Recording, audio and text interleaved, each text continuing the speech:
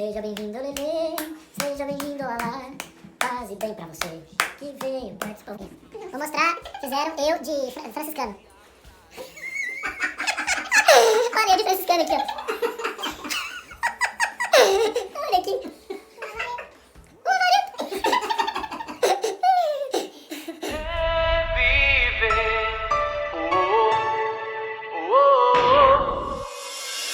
Quer ver?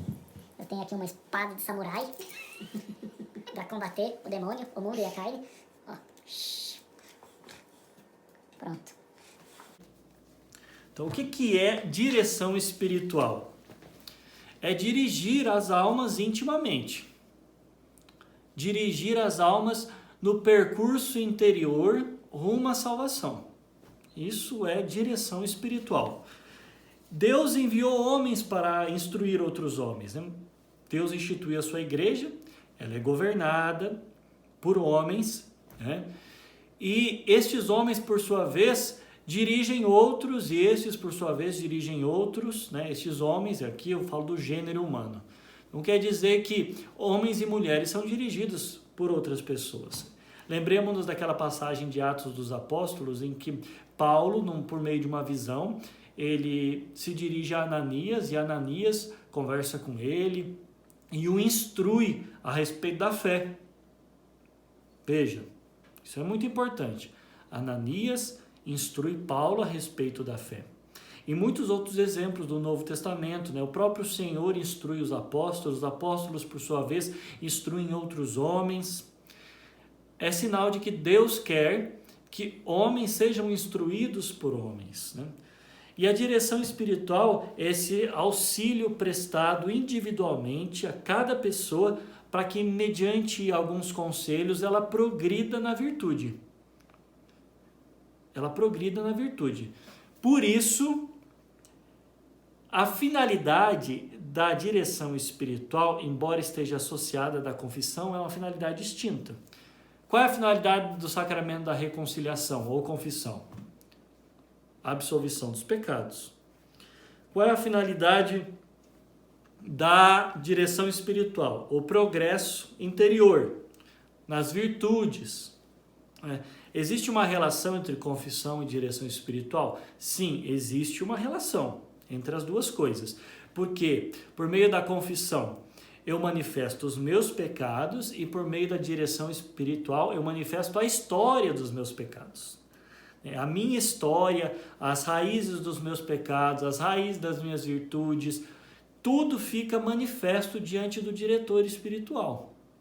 Tá? Então, embora confissão e direção espiritual estejam associadas, a confissão diz respeito à absolvição dos pecados. Ali o padre exerce a função de juiz, que absolve o réu. E na direção espiritual, ele realiza a função de médico, de conselheiro, tá? Então é preciso distinguir estas duas realidades. Então, se você pudesse definir direção espiritual, você a definiria como um guia, um auxílio, um socorro prestado às pessoas individualmente, para que, por meio de conselhos, elas alcancem o grau de virtude que Deus reservou para elas. O grau de santidade que Deus reservou para elas. Isso é direção espiritual. Tá? Padre, como realizar essa direção espiritual? Eu procuro um sacerdote, eu posso falar com um leigo? Um leigo pode ser meu diretor espiritual? Pode, mas eu recomendo que sempre seja um sacerdote, não é? Porque às vezes ele está mais experimentado nesta área. Mas em muitas situações, leigos podem se tornar diretores espirituais de outros leigos. Mas é preciso tomar muito cuidado para que durante a direção espiritual o leigo não invada a área que compete ao sacerdote, ou seja, os pecados, né? Então, às vezes, durante a direção espiritual, a pessoa vai manifestando o pecado, a ação propriamente dita, e isso é uma área que compete ao sacerdote, não compete ao leigo, né? Então ele manifesta um pecado e ele não está ali protegido pelo sigilo. Embora a direção espiritual não goste de sigilo sacramental, o sacerdote, por estar acostumado a ouvir confissões, ele vai guardar com discrição e com respeito aquela direção e o conteúdo daquela direção. Coisa que às vezes pode não acontecer com uma outra pessoa, caso você manifeste os seus pecados diante de uma outra pessoa. Então, um leigo pode sim ser diretor espiritual de outro leigo, mas não pode invadir áreas que competem ao sacerdote.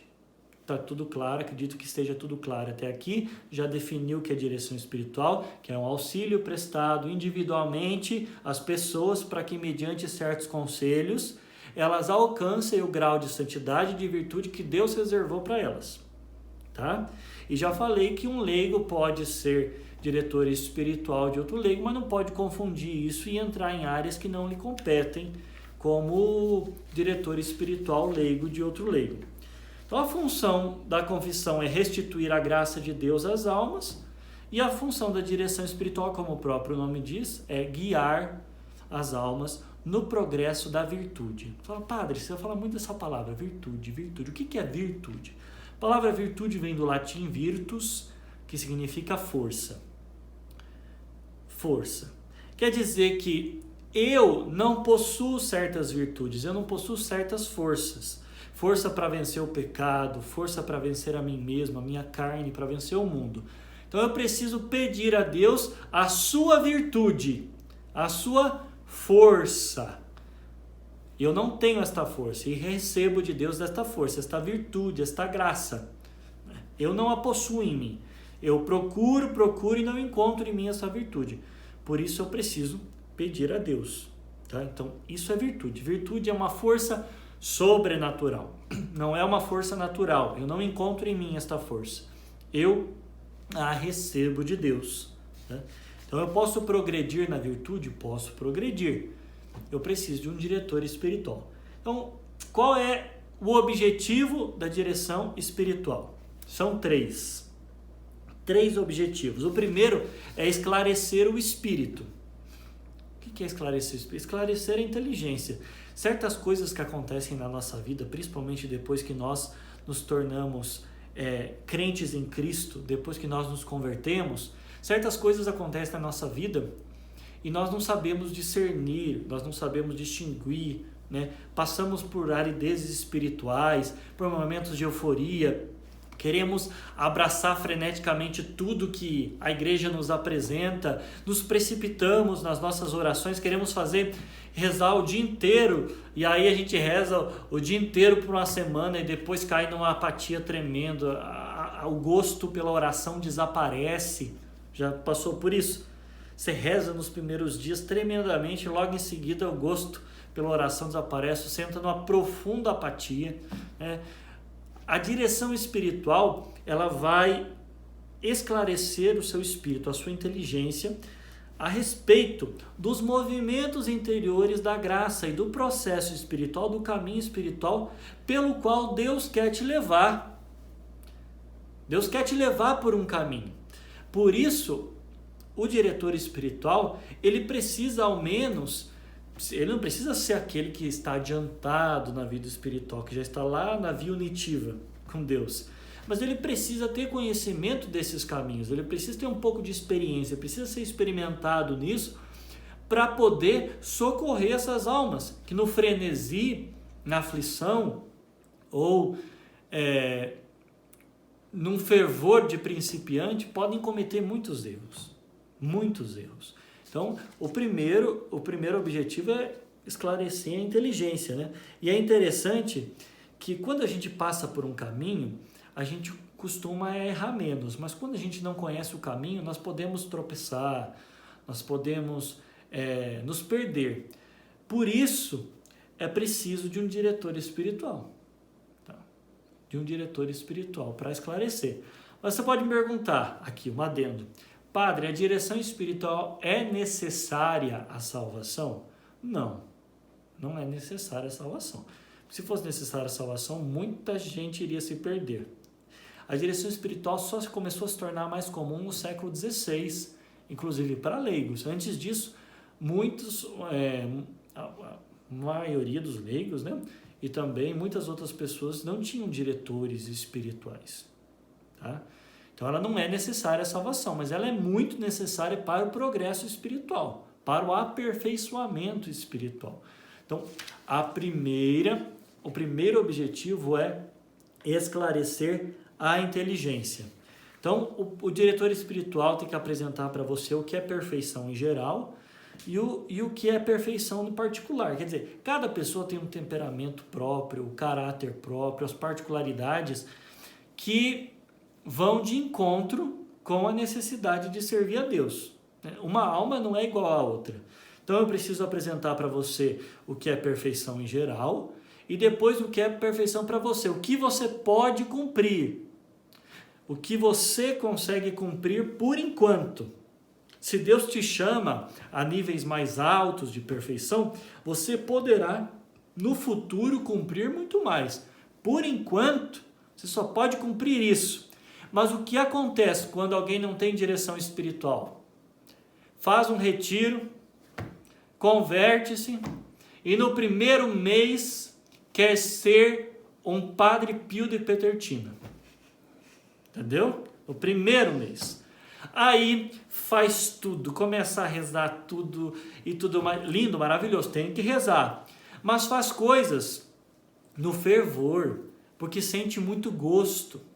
Sente muito gosto. É fácil porque os sentimentos ajudam. A pessoa, ela recebeu uma graça de Deus para poder realizar atos de devoção com naturalidade, como se fossem, assim, uma segunda natureza da pessoa. Então ela faz todas essas coisas, cria para si uma série de devoções e quando Deus retira a graça sensível, não que Deus retire a graça, mas Ele retira a sensibilidade da sua graça, da sua presença, a pessoa não consegue mais realizar aquela quantidade de atos de devoção e começa a se desesperar. Crendo que perdeu a fé ou que Deus a abandonou. Isto é preocupante. Por quê?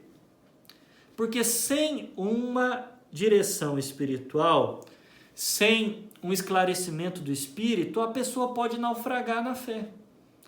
E quantos são aqueles que frequentam os nossos grupos e que frequentaram durante um tempo, mas que por falta de direção espiritual naufragaram na fé?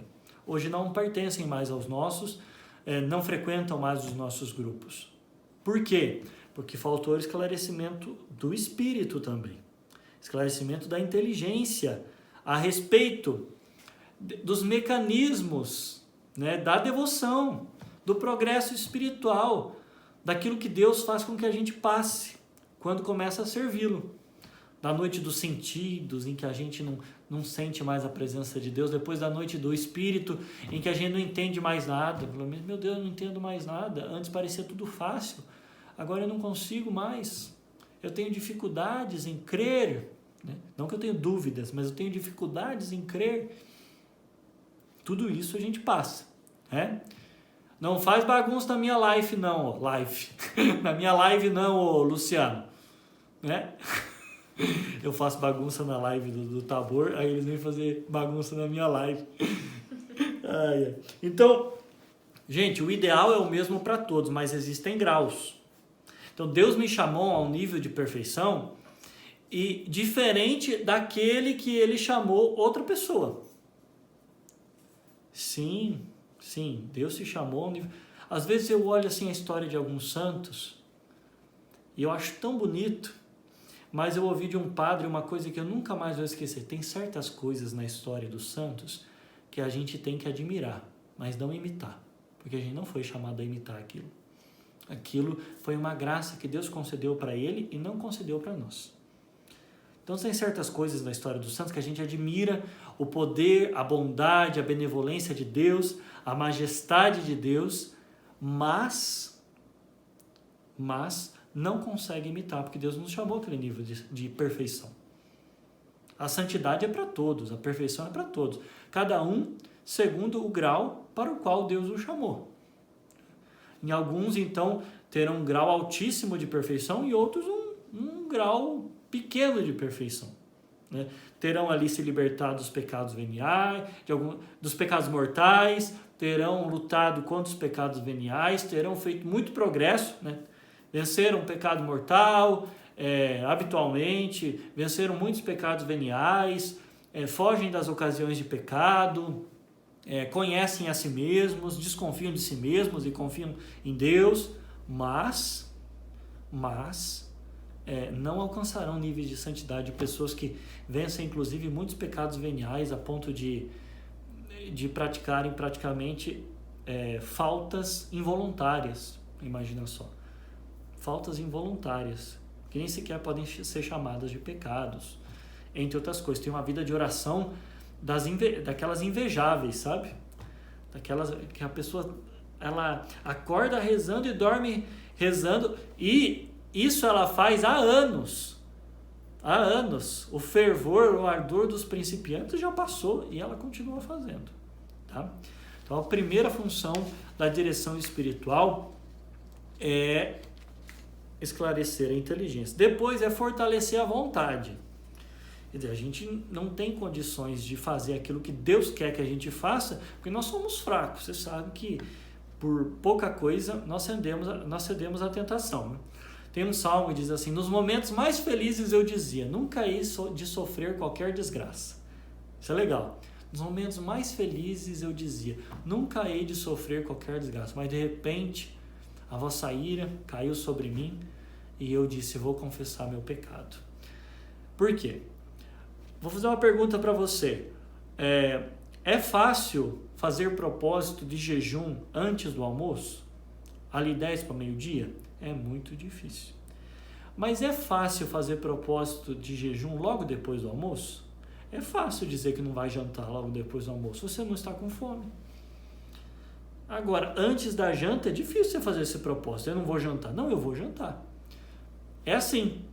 Então, quando eu não estou sob a pressão de nenhuma tentação, eu digo a Deus, eu te amo, eu te adoro, eu quero te servir, meu coração é seu, minha vida é sua, meu corpo é seu e tudo mais, tudo mais. Quando a gente está sob tentação, e não é uma tentação muito forte não, é um sopro de tentação, nós sentimos o nosso interior estremecer e caímos, muitos de nós caímos. Por quê? Porque nós somos fracos, então nós precisamos evitar as ocasiões de pecado e precisamos pedir o socorro da força de Deus para fortalecer a nossa vontade fraca. A nossa vontade fraca, tá? Então, segundo objetivo é fortalecer a vontade. E qual que é o terceiro objetivo? Consolar o ânimo. Olha, primeiro objetivo tem a ver com inteligência. Esclarecer, iluminar a inteligência. Segundo, fortalecer a vontade. Vamos fazer aqui no coração a vontade. E no intestino aqui os sentimentos. Né? Os sentimentos. Eu preciso animar e consolar a pessoa. Com palavras de ânimo, com palavras de caridade, de benevolência. Para que a pessoa se sinta feliz e contente em recomeçar, em continuar esse direcionamento. Qual é o grande perigo? Aqui, eu quero que vocês prestem muita atenção. O grande perigo é transformar a direção espiritual no consolo de alma. Só consolo, só consolação. A pessoa vai lá para ouvir umas palavras afáveis a respeito dela. Senta lá e começa a dizer a sua vida. Ah, padre, eu não aguento mais essa vida, é tão triste isso, eu sou tão coitadinho, eu sou isso, eu sou aquilo, eu não aguento mais, não sei o que lá.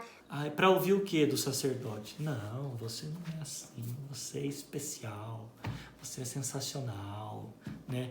Veja só o quanto você consegue fazer, veja só que você trabalha bastante, você se doa, você se mata, a pessoa chora, aí você ergue o moral da pessoa. Isso faz parte da confissão, de dizer palavras afáveis de ânimo? Sim, mas não é o principal. Não é o principal a direção espiritual. É esclarecer a inteligência, fortalecer a vontade e consolar o ânimo. Se necessário for, dizer palavras afáveis à pessoa, palavras de contentamento, palavras de ânimo, palavras para que ela se reerga.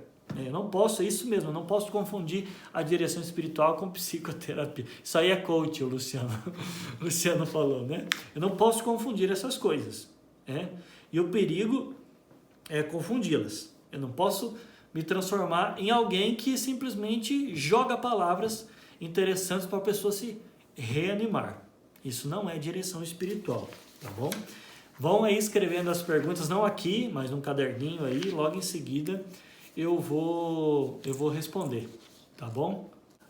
A direção espiritual me ajuda a lutar contra as tentações, a indicar com clareza quais são as ocasiões de pecado e me habituar e me adaptar às práticas de piedade próximas de principiante. Bom, uma coisa por vez. Qual é a finalidade da direção espiritual? Lutar contra as tentações. Como é que eu luto contra a tentação? Tem aquela regrinha de ouro que eu gostaria que vocês se lembrassem, né? Evita ocasião, reza na tentação. Evita ocasião, reza na tentação. Evita ocasião, reza na tentação. Essa é a regrinha de ouro. Né? Ensinar a lutar contra as tentações. Quais são as tuas tentações? Eu tenho tentações na área da castidade. Eu tenho tentações na área da avareza. Eu tenho tentações em outras áreas, né? Aí a pessoa, nesse sentido você deve fazer isso, aquilo, evitar ocasiões. E se tratando de pecado, a ocasião faz o ladrão. Então preciso fugir das ocasiões, tanto remotas quanto próximas de pecado. Ocasiões remotas de pecado significa, eu sei que se eu for lá, existe uma chance, embora seja pequena, de que eu cometa determinado pecado. Né? Então o que eu tenho que fazer? Eu tenho que evitar. Agora, se eu tiver que ir por emprego, eu vou. Né? Agora, evitar situações próximas de pecado. Aí é mais complicado, porque eu sei que se eu for àquele lugar, eu irei pecar, porque eu me conheço as minhas fraquezas, conheço o barro do qual fui feito. Por isso, eu preciso evitar essas ocasiões próximas de pecado, sobretudo as ocasiões próximas de pecado. Tá? Quais são as ocasiões próximas? Eu tenho que ver. Por exemplo, se eu tenho problema com bebida, eu sou um senhor ali, dos meus 50 anos, sem problema com bebida. Então eu tenho que evitar, não posso frequentar o barzinho que eu costumo frequentar. Mas eu vou lá só para jogar truco. Mentira! Mentira, não vai lá só para fazer isso. Você vai para beber. Está achando uma desculpa, uma justificativa para ir lá. Então isso é a ocasião próxima de pecado. Então, lutar contra as tentações, evitar as ocasiões próximas de pecado e habituar-se, adaptar-se às práticas de piedade de principiantes. Por quê? Porque tem muita gente que começou ontem e quer sentar na janela. Então, eu comecei ontem a minha vida espiritual e eu quero praticar mortificações que nem mesmo os adiantados praticam. Então, eu quero fazer grandes jejuns, eu quero fazer orações longas, preces longas, sabe? A pessoa, ela sabe, padre, ele diz para mim, assim, determinada pessoa diz para mim, padre, eu não consigo prestar atenção muito tempo em nada. Aí eu falo, então vamos fazer o seguinte, você vai fazer pequenos atos de devoção, um ato de contrição, um ato de esperança, vai dizer pequenas orações, como se fossem dardos, sabe? Inflamados para os céus, como se fossem flechas inflamadas para o céu. Vai dizer pequenas orações durante o dia, né? E você vai se habituando a alguma prática em que exija de você um pouco mais de atenção, mas nós vamos aos poucos. Não é de uma hora para outra. Não, a pessoa de uma hora para outra, ela quer o quê? Ela quer rezar um rosário, não um terço. Ela quer rezar o rosário, ela quer rezar uma série de coisas que ela não consegue. Se ela conseguir, ela vai conseguir por alguns dias, porque está no fervor. Mas depois, quando chegar o peso, quando o socorro dos sentimentos desaparecerem, isso tudo vai pesar sobre ela, ela não vai conseguir mais rezar isso, vai ficar apavorada, vai largar a vida de oração, vai abandonar tudo e vai voltar para o mundão de meu Deus. É isso que acontece com muitos. Tá? Então nós precisamos prestar atenção nisso, eu preciso adaptar a devoção própria, a piedade própria dos principiantes. O que eu tenho que fazer? Comecei agora. Por quê? Porque nesse frenesi, a gente quer se doar tanto logo no início, quando a gente conhece Jesus, a gente fica tão tomado do Espírito Santo que sem um diretor espiritual nós trocamos os pés pelas mãos e fazemos coisas que, embora sejam de muito zelo, de muita piedade, podem causar a nossa ruína espiritual. Acho que eu quero que você entenda. Pode causar a sua ruína espiritual estas coisas. Mas, padre, oração pode causar a minha ruína espiritual? Se você não adaptar ao nível de principiante no qual você está inserido, né, ela pode se tornar enfadonha. E você pode desprezá-la. Por isso, muitos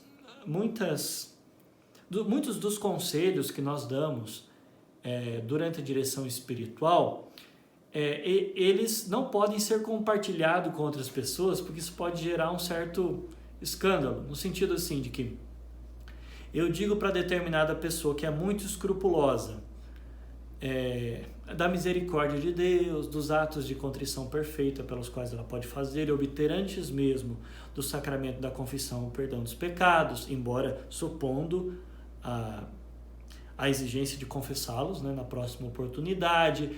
Eu posso falar que Deus é misericórdia e tudo mais, porque a pessoa é muito escrupulosa.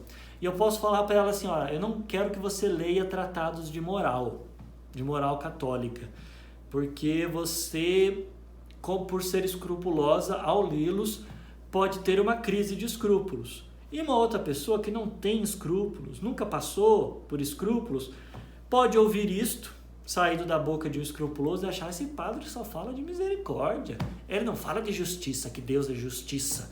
Ele só fala que Deus é bonzinho, que Deus perdoa e tudo mais. Aí a pessoa, não é assim, Deus é justiça. Sim, aos lachos, aqueles que acham que nada é pecado, o padre tem que ser severo, o diretor espiritual tem que ser severo. E fala, como assim nada é pecado? Né? Inculcar nele, sim, que o Espírito Santo nos convence a respeito do pecado. E que essa moral pagã de que errado é só matar e roubar, ela não pode estar presente na vida de um cristão. Mas quanto ao escrupuloso, aquele que tem um excesso de rigor sobre si mesmo, nós temos que apresentar a misericórdia de Deus. Então, se uma pessoa comenta da sua direção espiritual com outra que não é escrupulosa, por exemplo, a outra pode achar que só se fala de misericórdia, que o padre é muito bonzinho, o diretor espiritual é muito bonzinho. Não é assim. Nós não estamos falando disso. É porque para cada pessoa é preciso dizer coisas específicas segundo as suas particularidades, segundo as suas doenças espirituais, segundo o seu jeito de ser, o seu temperamento. Tá? Isso é muito importante. Então, muitos evitariam os naufrágios na fé se logo no início um diretor espiritual os auxiliasse, né? Aí eles deixariam de ser insensatos e autossuficientes. Não, eu consigo, eu dou jeito. Jesus é o meu mestre interior, eu não preciso de diretor espiritual. É claro que quem guia as nossas almas, em última instância, é Deus. É Deus quem guia as nossas almas, né? Seja através do diretor espiritual ou de qualquer outra pessoa. Contudo, Deus se serve de homens. Deus se serve de homens e mulheres para guiar. Tá? Isso é preciso ser inculcado em nós.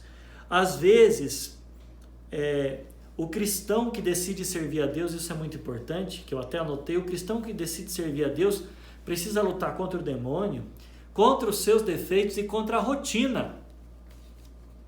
Contra a rotina. Você precisa lutar contra a rotina para não ser engolido por ela. E a rotina sempre vem. Eu entrei no Reviver, no Tabor, no JJ, e estou ali maravilhado, tudo é novo. Enquanto tudo é novo, tudo é bonito. Enquanto tudo é novo, tudo é atrativo. Depois, tudo deixa de ser novo e a rotina começa a chegar. Como é que eu vou lutar contra a rotina? Como é que eu vou encontrar sempre um aspecto novo, diferente da presença de Deus naquilo que eu faço todos os dias? Por meio da direção espiritual. Tá? É comum no início ter muita coragem e pouca iluminação. No início da vida espiritual a gente tem muita coragem, faz cada coisa, entra, vamos lá na festa tal e vamos falar de Jesus. Vamos lá na fila tal, do bailinho tal e vamos pregar e anunciar. Coisa maravilhosa, coisa bonita. Então a gente tem muita coragem, mas tem pouca iluminação. Põe os pés pelas mãos, faz coisas que depois se arrepende, sob boas intenções. boas intenções. Então é preciso um diretor espiritual para dizer, epa, vamos fazer assim? Eu acho melhor a gente esperar, pensar mais um pouco e vamos ver uma outra alternativa. É claro que a gente não pode, às vezes o mover do espírito, ele exige que a gente faça isso que parece loucura, entendeu? Então o diretor espiritual, ele tem que ser racional, mas às vezes ele precisa estar bem ligado em Deus, porque tem certas coisas que é o Espírito realmente que está soprando. Então ele tem que ter uma experiência, ele precisa ser experimentado suficientemente para saber distinguir aquilo que procede do Espírito, embora pareça loucura, e aquilo que não procede do Espírito. E é uma loucura, tá? Então, às vezes surgem práticas de piedade incoerentes, desordenadas, o cara quer rezar tudo, então ele começa a rezar o terço, não termina de rezar o terço, começa a rezar a coroinha, aí ele acha o ofício da Imaculada, e começa a rezar o ofício da Imaculada, aí ele rezou 3, 4 dias o ofício da Imaculada, já perdeu o gosto pelo ofício da Imaculada, começa a rezar a novena do Padre Pio, aí reza até 3 dias, no terceiro dia da novena do Padre Pio, desiste da novena do Padre Pio, e começa a ler um livro sobre a vida de Santa Teresa d'Ávila, não termina o livro, e aí começa uma outra devoção. Para. Vai rezar o terço? Reza o terço com qualidade. Reza o terço. E se habitue a rezar o terço. Tá? Quer fazer uma novena? Fortaleça sua vontade, esclareça. Eu sou capaz, eu vou ser fiel, vou tentar fazer um santo propósito. Vai lá e faz a novena. Tá? Mas não fica depois, durante esse tempo, inserindo uma série de piedade, de atos de piedade, para você se enganar. Para você se enganar, faz as coisas com qualidade, bem feitas, né? Reza um terço bem feito, participa da missa, participa bem da missa, né? Por quê? Porque logo vão fazer surgir conflitos e problemas de consciência. A pessoa, ela tem uma vida espiritual de atos de piedade, eu estou falando. Por quê? Porque ela faz consistir a vida em Deus nesses atos de piedade, não no abandono em Deus. Tá? Então, a minha espiritualidade, a pessoa faz a espiritualidade dela consistir em atos. E não no entregar-se a Deus. No entregar-se a Deus. Tá? Por isso é muito perigoso, porque aí eu vou acumulando atos de piedade, e começa a gerar problemas de consciência, porque eu deixo de realizar esses atos de piedade, eles vão ficando muito pesados, porque não fui acostumado, não me habituei, fui desordenadamente para cima desses atos de piedade, e eu comecei a gerar uma série de problemas de consciência. Eu não rezei hoje aquela coroinha, eu não rezei hoje aquela devoção, pronto, pequei. Meu Deus, então eu pequei, mas então... Começa a gerar uma série de problemas de consciência, de escrúpulos. A pessoa é assaltada pelos escrúpulos. Isso é muito importante. Que a direção espiritual, ela tem que ser sempre afável. Ela não pode tornar a pessoa dependente do diretor espiritual. Direção boa é aquela direção em que a pessoa progressivamente vai deixando de depender do diretor espiritual. Ela não pode permanecer passiva diante do diretor espiritual. Ah, eu vou tomar uma decisão. Será que hoje eu tomo um café? Vou ligar para o meu diretor espiritual, por favor. Nós não estamos criando crianças.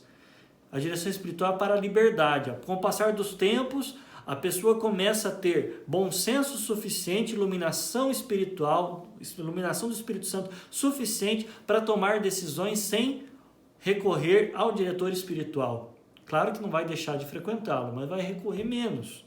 Tá?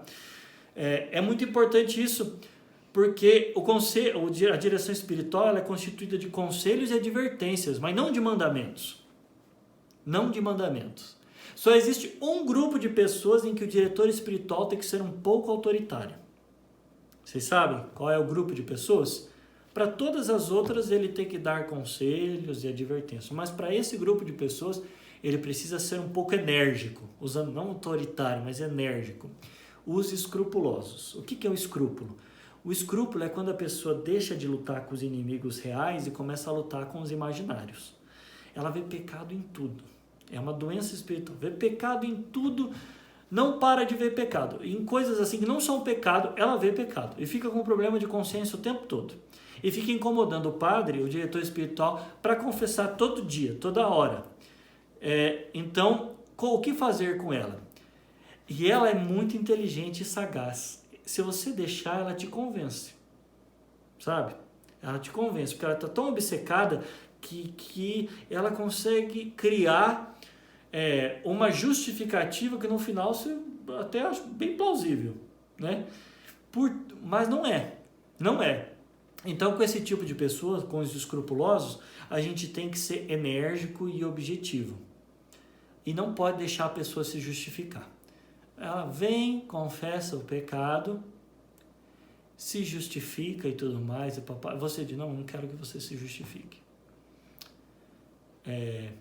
Eu digo para você que você não cometeu o pecado mortal. Como, padre? Eu não cometi pecado mortal. Não, você não cometeu.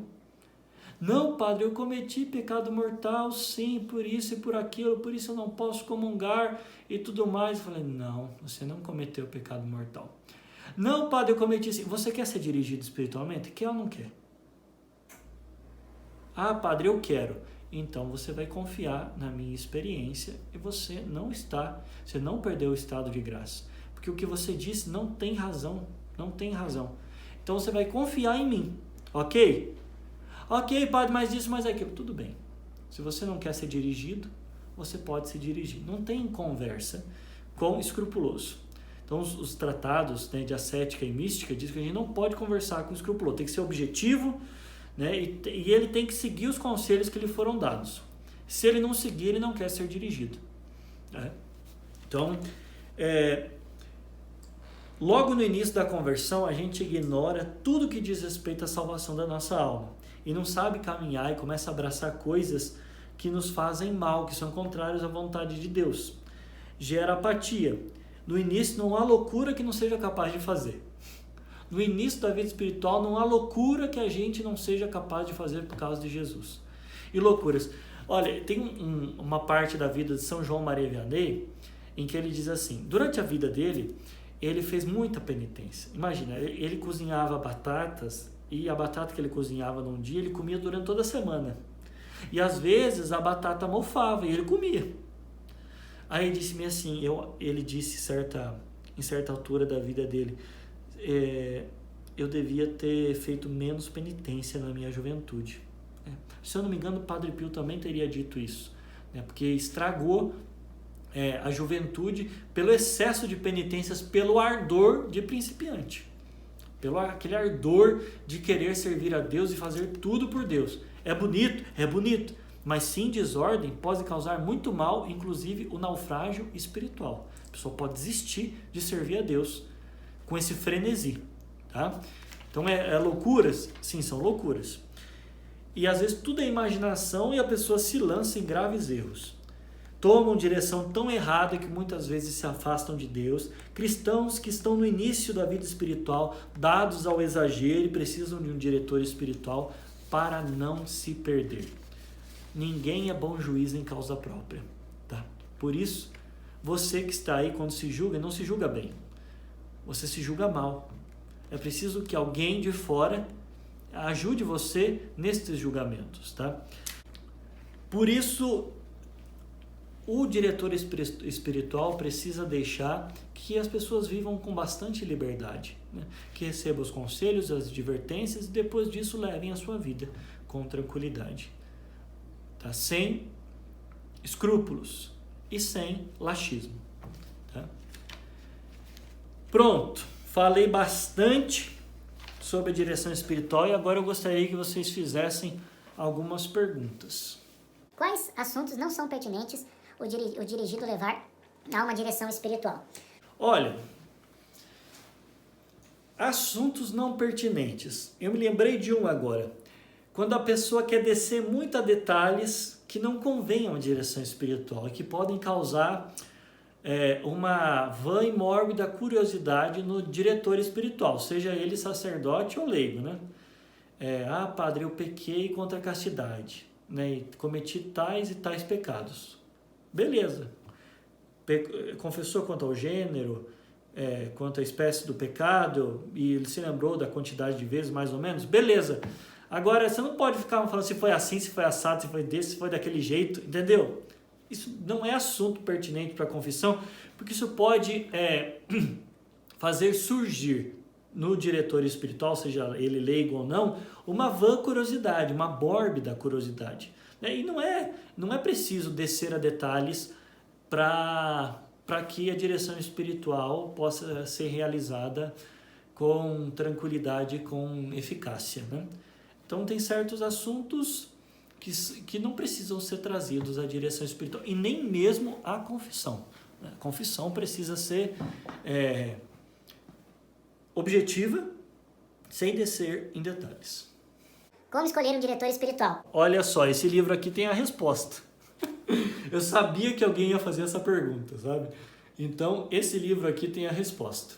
Como escolher um diretor espiritual? Eu só esqueci de guardar a parte, né?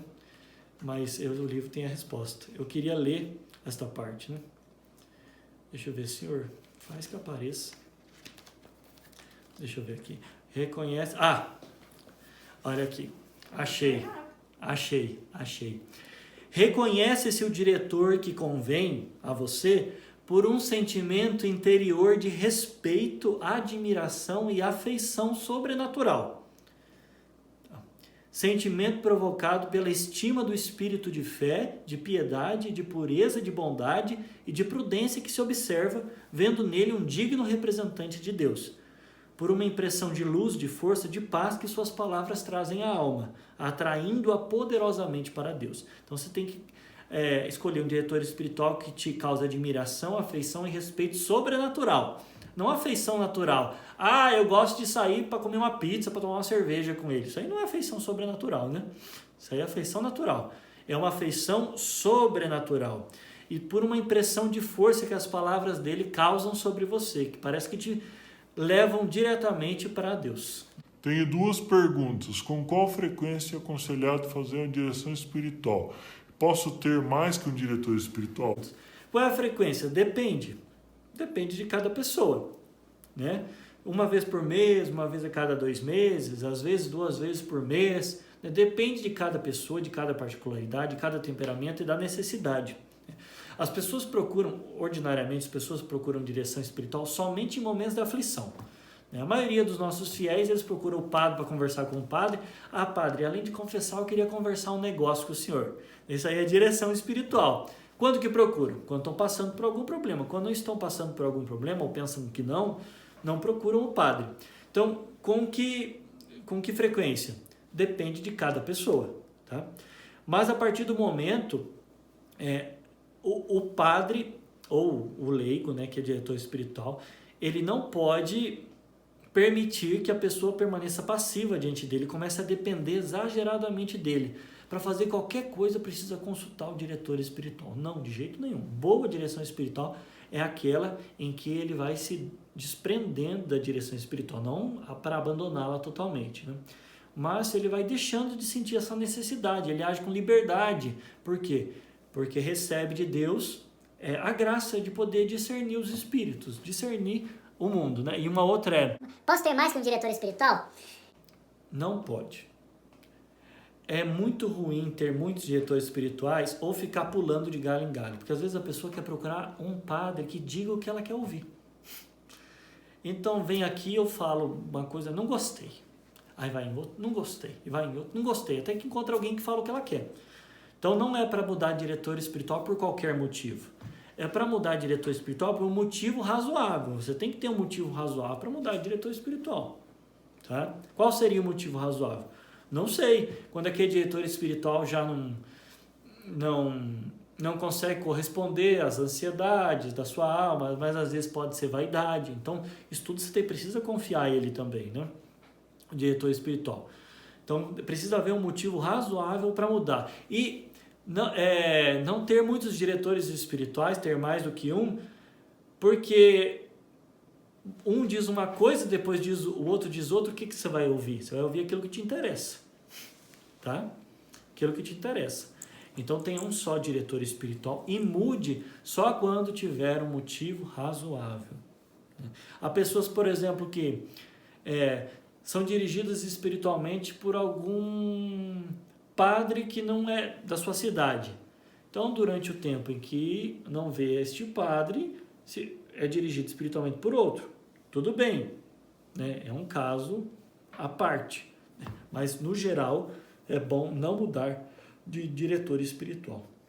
Precisa de tempo em tempo, ter obrigatoriamente um diretor? Então, para a salvação não precisa, né? Ninguém vai deixar de entrar no céu para não ter um diretor espiritual. Só que para o progresso ele é extremamente útil. Então, se você quer progredir na vida espiritual, se você quer alcançar a perfeição, um diretor espiritual é um socorro necessário. Tá? Então, você precisa de tempo em tempo ter um diretor se você quiser progredir. Né? É claro que muitas pessoas não possuem direção espiritual e Deus supra essa ausência, né? Mas a gente não pode tentar a Deus. Quer dizer, se Deus deu condições de você ter um diretor espiritual, se não é impossível não tê-lo, é melhor recorrer aos caminhos ordinários, né?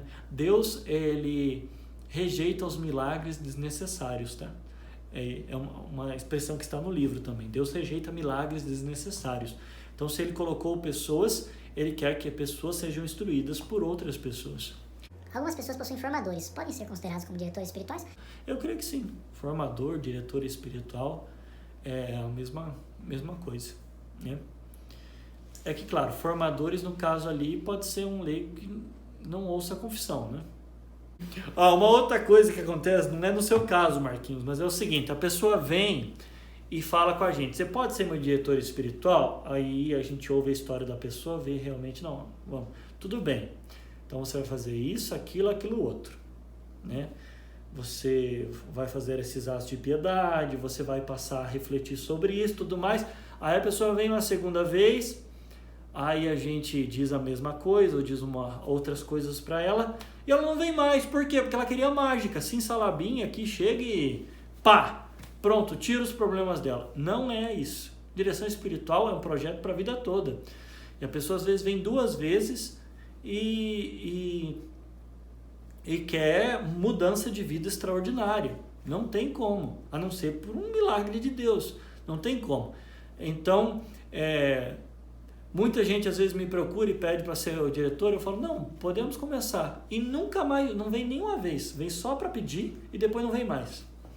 Né? E aí fica falando por aí que eu sou o diretor espiritual delas.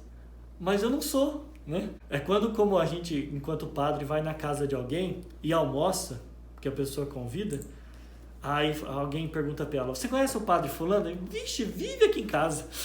Ele fala, meu Deus, eu nunca fui, eu fui aí só uma vez. Em tempos de pandemia, é possível fazer a direção espiritual por vídeo, à distância? É possível, porque não é um sacramento, né? É possível fazer a direção espiritual por vídeo ou por telefone mesmo. É possível. São Francisco de Sales fazia por carta. Tá? Por carta. Por exemplo, tem um livro com uma série de cartas que São Francisco de Sales escreveu a uma dirigida espiritual sua.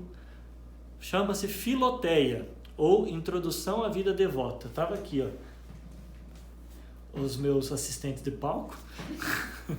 Aqui, ó, Filoteia. Tá, de São Francisco de Sales. Essa edição da Biblioteca Católica, muito bonita a capa, ó, dá até vontade de ler. Filoteia, ou Introdução à Vida Devota. Tá? É uma série de recomendações, São Francisco de Sales, a sua dirigida espiritual por meio de cartas. Né? Naquele tempo não tinha WhatsApp, não tinha e-mail, né? Então tinha que ser carta. Se eu posso, padre, eu posso fazer direção espiritual durante a confissão? Sim, é uma coisa que está atrelada à outra. Só que você tem que ter bom senso. Por exemplo, se existe mutirão de confissão para a Páscoa, ali não é o melhor momento para fazer uma direção espiritual, porque a fila é muito comprida, né? Existe pouco tempo para confessar muita gente, então tem que ser objetivo, né? A não ser que seja de extrema necessidade, acontecer alguma coisa ali naquele dia e tal, e eu tenho que falar com o sacerdote. Beleza. Mas eu preciso ter bom senso. O que eu vou fazer? Vou procurar o sacerdote numa outra oportunidade, né? Agora, a gente tem que ter piedade também, porque às vezes é o único momento em que a pessoa pode conversar com o padre. Ela não sabe disso e tudo mais, então às vezes a pessoa chega lá e começa a falar. A gente tenta ouvir, mas ao mesmo tempo vê aquela fila enorme, fica aflito, tenta ser objetivo, mas pode ser superficial. Por isso a gente tem que procurar numa outra oportunidade sempre o sacerdote para fazer esse direcionamento espiritual. A direção espiritual pode fazer em dois, tipo casal, ou tem que ser só uma pessoa? Então, a Nínifer perguntou se direção espiritual pode ser feita em duas pessoas. Eles já perguntaram para mim se confissão podia ser feita em duas pessoas. Eu falei sim, uma depois da outra. Tá? Porque essa caminho da confissão, a pessoa vai manifestar ali alguns pecados e ela não gostaria que o outro soubesse, porque a vida interior dela são coisas que ela não quer manifestar, ela só quer manifestar diante de Deus, diante do sacerdote. Ela não quer manifestar nem mesmo diante da pessoa com quem, por exemplo, ela se casou. Então ela tem que ter essa liberdade. E eu nunca permiti, nunca aceitei atender confissão de duas pessoas. Eu acho que é um problema, né? E nunca aceitaria, nem mesmo direção espiritual, né? Embora eu acho que não fosse tão grave quanto atender uma confissão em dois, mas eu também não atenderia uma direção espiritual em dois. A não ser que, por exemplo, o casal discutiu, e há um problema que é da ciência dos dois e que envolve os dois, eu chamo os dois para conversa. Aí sim, né? Agora, se é uma direção espiritual pessoal, a pessoa tem seus próprios problemas e quer partilhar só com o padre, por exemplo, a esposa ou a esposa diz, eu quero participar. Eu falo, não é assim, né? Não é assim, não. Então, direção espiritual em dois é quando o problema é compartilhado, uma briga de casal e tudo mais, uma falta de respeito de um para com o outro, uma situação de quase separação. Então você pode fazer ali uma direção espiritual com os dois, né? Mas isso não exclui a direção espiritual em particular. Porque a pessoa pode falar dos seus problemas sem estar pressionada pela outra que está do lado. Mas confissão não, confissão é sempre um depois do outro. Precisa ter muito cuidado também, principalmente com pessoas que dizem ter visões, ver coisas e tudo mais, demônios ou anjos, né? A gente precisa de muita discrição para saber discernir os espíritos, né? Padre, sobre a escolha de diretor espiritual, para fazer a escolha é melhor procurar alguém que não tenha muito contato ou alguém que já seja amigo ou íntimo? Depende de você, né? Se você não vê problema nisso, você tem liberdade de escolher a pessoa, o sacerdote com o qual você quer se confessar e com o qual você quer ser dirigida, tá? Receber direcionamento. Você tem total liberdade. Você pode escolher um próximo. Seria bom um próximo, né, que te conhecesse mais. Mas se você quer escolher um distante, com quem você não tem muito contato, também pode escolher, né? O fiel é livre para escolher o seu confessor e o seu diretor espiritual. Obrigado, padre. E a nível do movimento católico, você é algo diferente para ter uma direção espiritual para o movimento? Não. Né? O diretor espiritual do movimento é aquele que guia, em vez de criar uma alma, ele guia um grupo de pessoas para que eles possam, juntos, chegar àquilo que Deus quer deles, né? Por exemplo, a igreja encaminha um diretor para o movimento, mas se o movimento preferir conversar com outro. Ok, aí isso depende muito de cada diocese, né? Depende muito, dê um diretor espiritual para você, para o teu movimento, e você rejeita aquele diretor espiritual, por quê? Você tem que ter uma razão, né? Uma razão grave para rejeitar alguém que a própria igreja sugeriu. Então, eu quero agradecer ao Movimento Reviver por ter proporcionado esse momento, né, de esclarecimento a respeito do significado da direção espiritual, tá bom? E espero que tenha sido muito útil para vocês. Depois vocês me dão um feedback, né? No Insta, se possível, né? Se foi a contento de todos, tá bem? Agradeço muito. Agora vamos rezar para pedir a bênção de Deus sobre nós. Pai nosso que estais nos céus, santificado seja o vosso nome. Venha a nós o vosso reino, seja feita a vossa vontade, assim na terra como no céu. O pão nosso de cada dia nos dai hoje, perdoai-nos as nossas ofensas, assim como nós perdoamos a quem nos tem ofendido, e não nos deixeis cair em tentação, mas livrai-nos do mal. Amém. O Senhor esteja convosco, Ele está no meio de nós. Por intercessão de São José, abençoe-vos o Deus Todo-Poderoso, Pai, Filho e Espírito Santo. Amém. Ide em paz e o Senhor vos acompanhe. Aleluia. Graças a Deus. Aleluia. Cruze, cruze. Tchau. Sou eu com o celular na mão. Não é só bolacha, mas é um celular.